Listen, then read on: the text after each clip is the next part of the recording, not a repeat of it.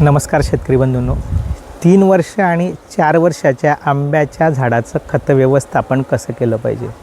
मित्रांनो, जर 3 वर्षाचं तुमचं आंब्याचं झाड आहे तर त्याला 3 घमेलं शेणखत वापरायचं आहे आपल्याला. त्याच्याबरोबर 900 ग्रॅम आपण एका झाडाला युरिया घेणारे, 900 ग्रॅम सुपर फॉस्फेट घेणारे आणि 300 ग्रॅम आपल्याला म्युरेट ऑफ पोटॅश घ्यायचा आहे. त्याच्याबरोबर आपल्याला जर तुमच्याकडे पोल्ट्री मॅन्युअर असेल म्हणजे कोंबडीचं खत असेल ते 10 ते 15 किलो तुम्ही घेऊ शकतात. लिंबोळी पेंड किंवा एरंड पेंड असेल तर ती 2 ते 3 किलो घेऊ शकतात. अशा पद्धतीने 3 वर्षाचा जर आपला बाग असेल आंब्याचं तर त्या बागाला 900 आणि 300 अशा पद्धतीने खतं द्यायचं.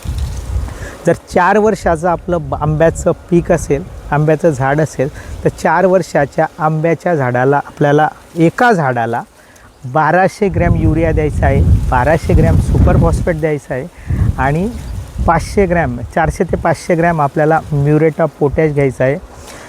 4 वर्षाच्या बागाला 4 घमेलं शेणखत पडणारे, 10 ते 12 किलो आपलं पोल्ट्री मॅन्यूर पडणार आहे आणि 3 ते 4 किलो आपलं एरंडी किंवा निंबोळीचं पेंड पडणार आहे. जर आपली बाग हाय अल्ट्रा डेन्सिटी असेल म्हणजे थोडक्यात अतिघन पद्धतीने आपली आंब्याची बाग असेल तर 3 वर्षाच्या बागेला जे आपण खताचं नियोजन करणार आहे तर 3 वर्षाच्या बागेला जनरली अल्ट्रा हाय डेन्सिटीमध्ये ठिबकद्वारे खत व्यवस्थापन करतात. तर ठिबकद्वारे खत व्यवस्थापन करताना आपल्याला 24 आणि 4 28 दिवसाचं म्हणजे 28 आठवडे आपल्याला खत द्यायचं आहे.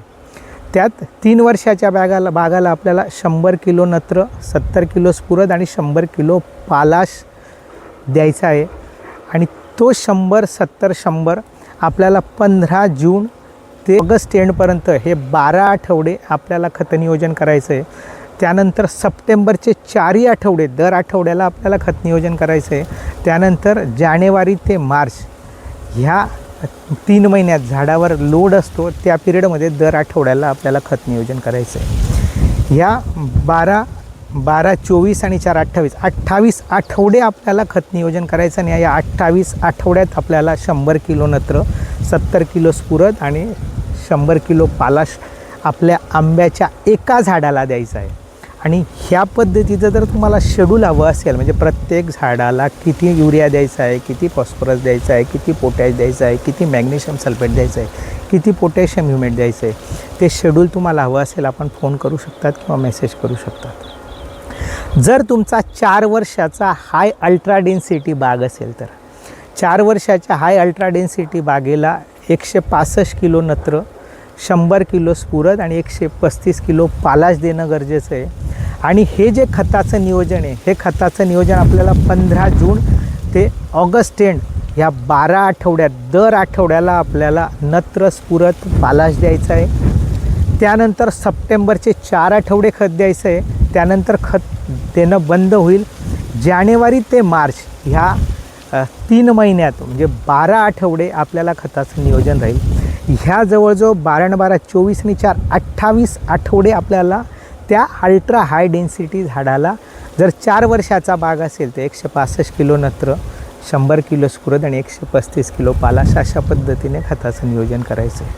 आणि हे जे खताचं नियोजन आहे मित्रांनो, आपल्याला सर्व विद्राव्य खताचा न वापर करता आपल्याला हे खत नियोजन करायचं आहे.